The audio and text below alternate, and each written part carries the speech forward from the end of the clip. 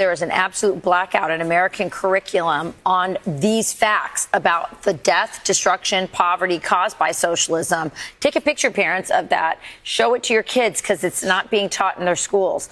We're going to bring in Daniel DiMartino, who fled Venezuela as a teenager 10 years ago.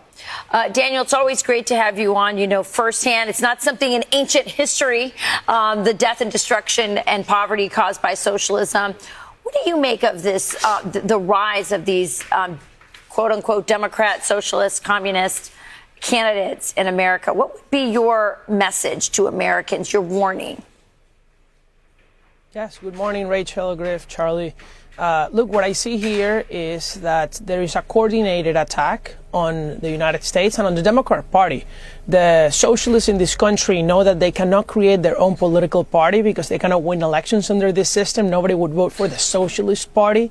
So what they're doing is that they're trying to primary and take over the Democrats from the inside and use them to advance their agenda. That's why they have a separate infrastructure. That's why they're funded separately.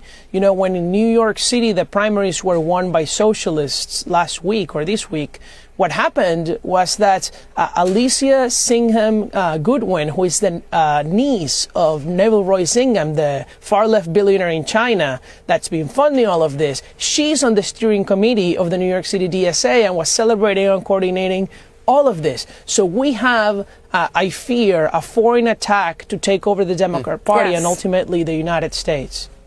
It's interesting.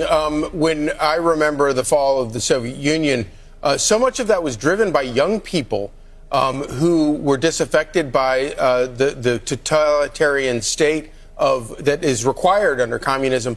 And it's interesting to look around today. So many of those young people, as Rachel says, they're not taught about this stuff in schools.